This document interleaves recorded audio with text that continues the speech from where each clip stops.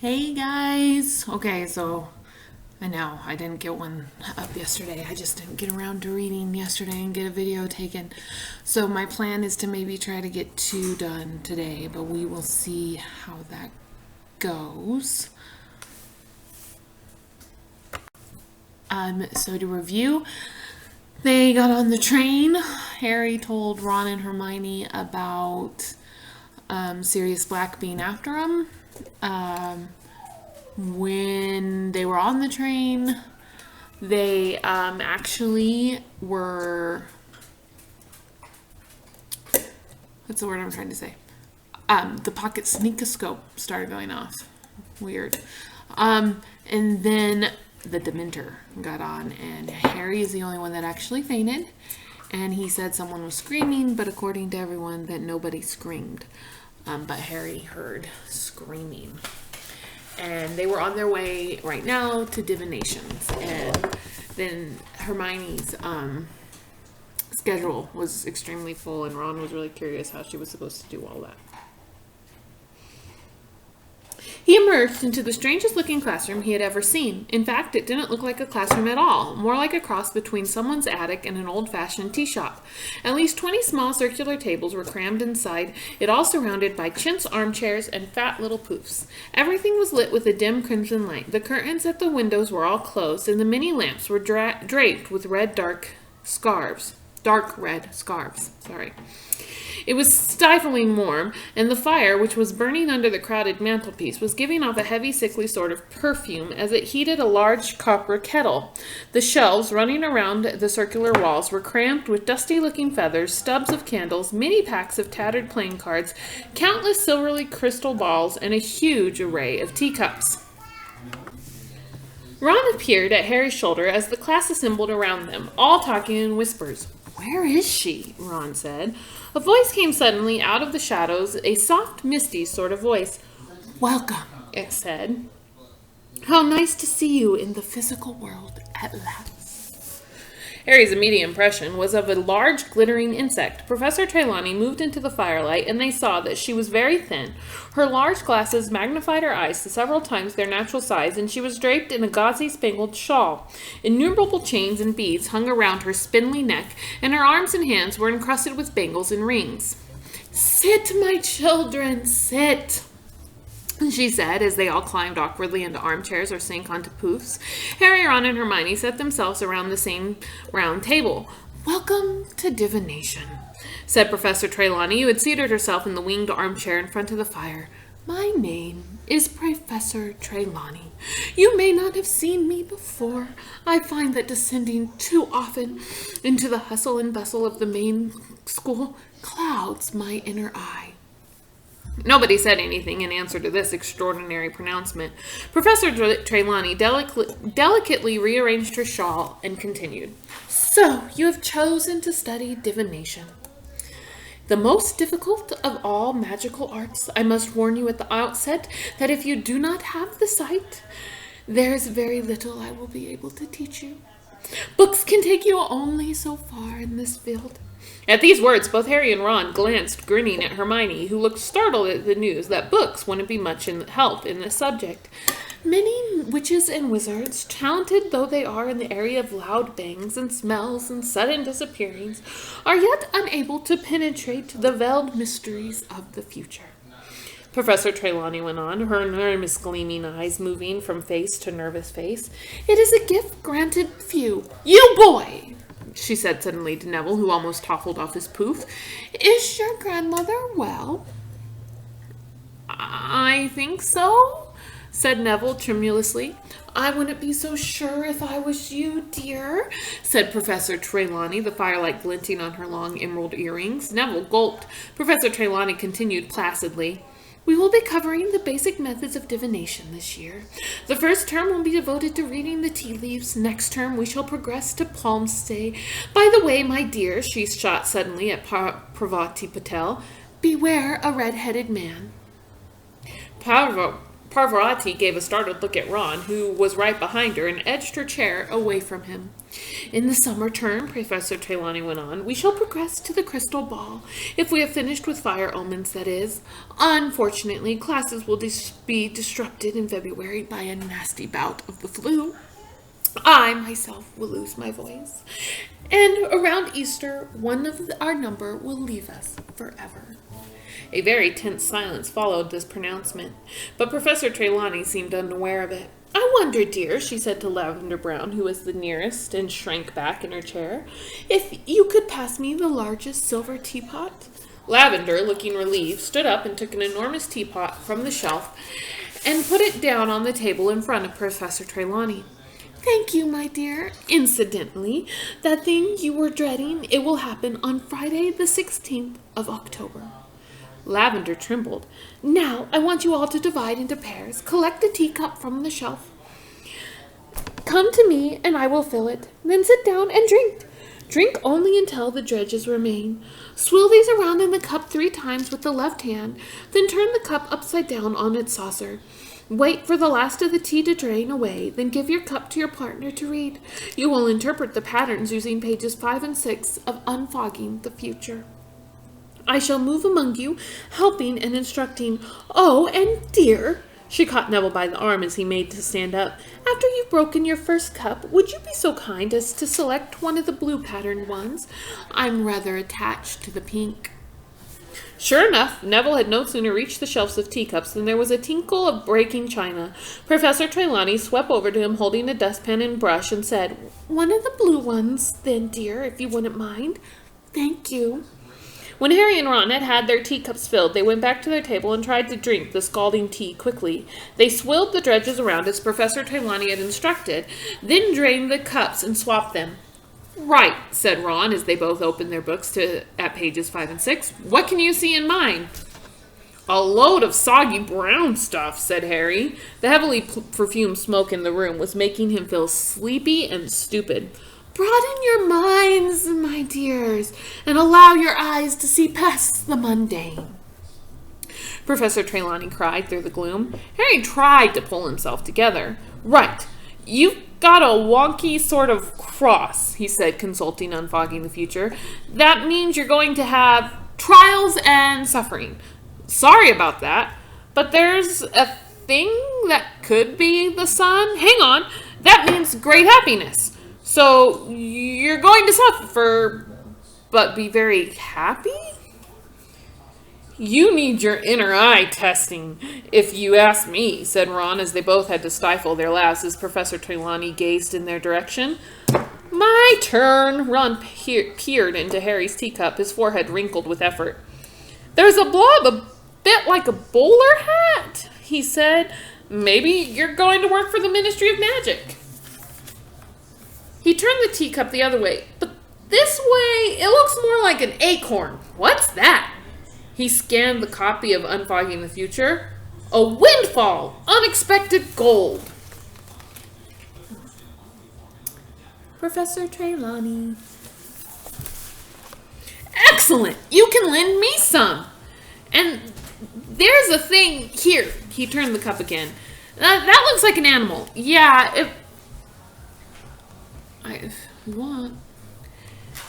Yeah, if that was a head, it looks like a hippo. No, a sheep. Professor Trelawney whirled around as Harry let out a snort of laughter. Let me see that, my dear, she said, reproving to Ron, sweeping over and snatching Harry's cup from him. Everyone went quiet to watch. Professor Trelawney was staring into the teacup, rotating it at anti-clockwise. The falcon, my dear. You have a deadly enemy. But everyone knows that, said Hermione in a loud whisper. Professor Trelawney stared at her. Well, they do, said Hermione. Everyone knows about Harry, and you know who. Harry and Ron stared at her with a mixture of amazement and admiration. They had never heard Hermione speak to a teacher like that before. Professor Trelawney chose not to reply. Professor Trelawney... She lowered her huge eyes to Harry's cup again and continued to turn it. The club! An attack! Dear, dear, this is not a happy cup.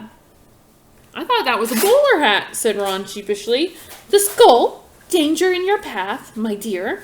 Everyone was staring transfixed at Professor Trelawney, who gave the cup a final turn, gasped, and then screamed. There was another tinkle of breaking china. Neville had smashed his second cup. Professor Trelawney sank into a vacant armchair, her glittering hand at her heart, and her eyes closed. My dear boy, my poor dear boy.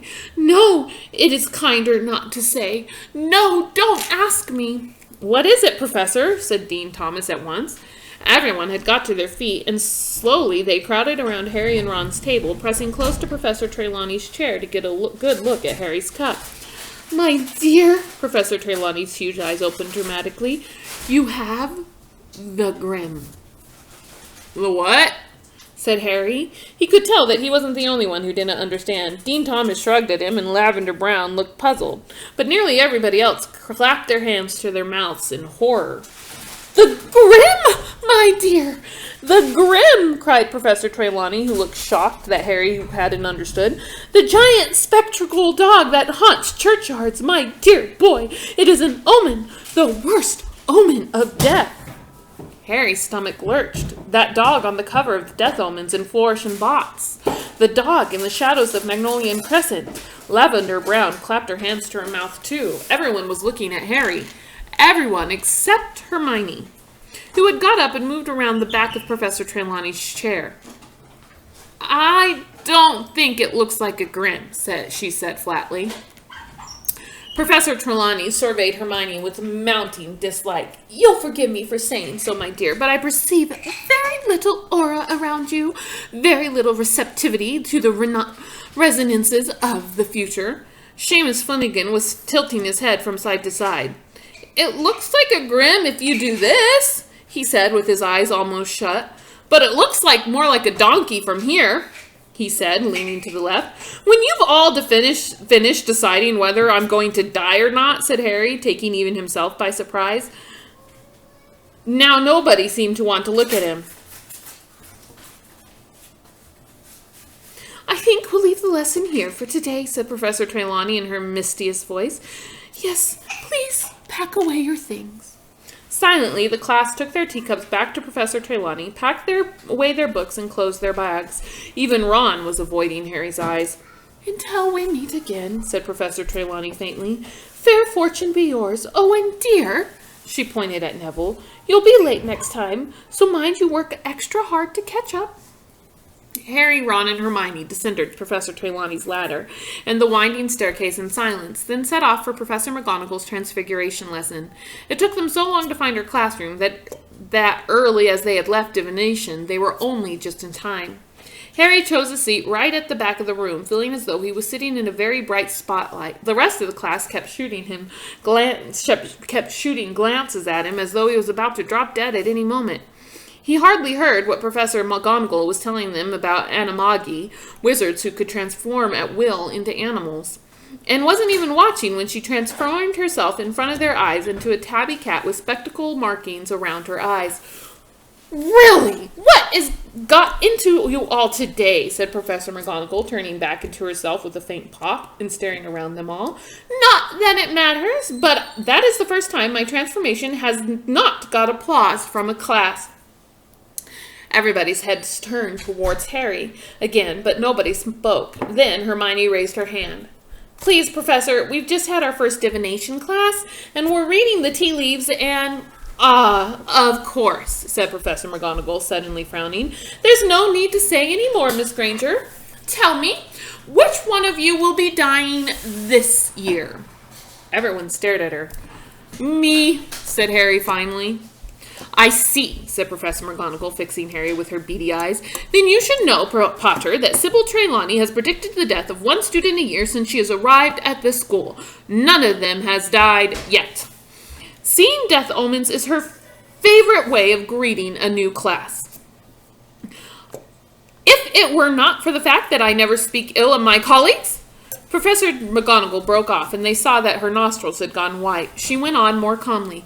Divination is one of the most imprecise branches of magic. I shall not conceal from you that I have very little patience with it. True seers are very rare. And Professor Trelawney? She stopped again, then said, in a very matter-of-fact tone, "You look in excellent health to me, Potter, so you will excuse me if I don't let you off homework today. I assure you that if you die, you need not hand it in." Hermione laughed. Harry felt a bit better. It was harder to feel scared of a lump of tea leaves away from the dim red light and befuddling perfume of Professor Trelawney's classroom. Not everyone was convinced. Lavender whispered, "But what about Neville's cup?" When the Transfigurations class had finished, they joined the crowd thundering towards the Great Hall for lunch. "Ron, cheer up," said Hermione, pushing a dish of stew towards him. "You heard what Professor McGonagall said." Ron spooned stew onto his plate and picked up his fork, but didn't start. "Harry," he said in a low, serious voice, "you haven't seen a great black dog anywhere, have you?" "Yeah, I have," said Harry. "I saw one the night I left the Dursleys." Ron let his fork fall with a clatter. "Probably a stray," said Hermione calmly. Ron looked at Hermione as though she had gone mad. "Hermione, if Harry's seen a Grim, that's bad," he said. My Uncle Bilius saw one and he died 24 hours later." "Coincidence," said Hermione airily, pouring herself some pumpkin juice. "You don't know what you're talking about," said Ron, starting to get angry. "Grims scare the living daylights out of most wizards." "There you are, then," said Hermione in a superior tone. "They see the Grim and die of fright. The Grim's not an omen, and it's the cause of death. And Harry's still with us because he's not stupid enough to see one and think, 'Right, well, I better pop my clogs then.'" Ron mouthed wordlessly at Hermione, who opened her bag, took out her new arithmancy book, and propped it open against the juice jug. "I think divination seems very woolly," she said, searching for her page. "A lot of guesswork, if you ask me." "You didn't seem quite so confident when you were telling Harry, I lost my spot. There we go. There was nothing woolly about that Grim in that cup," said Ron hotly.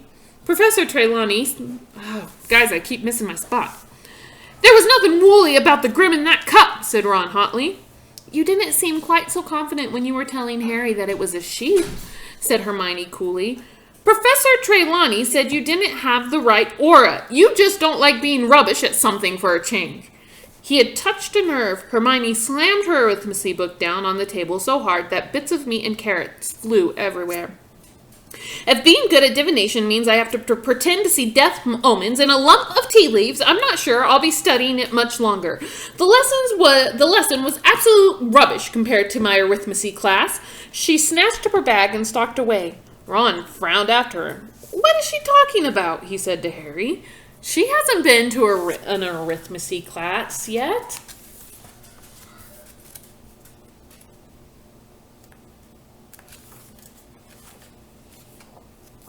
Guys, that's a good place to stop. So I'll try to get another video posted in the evening. Bye, guys.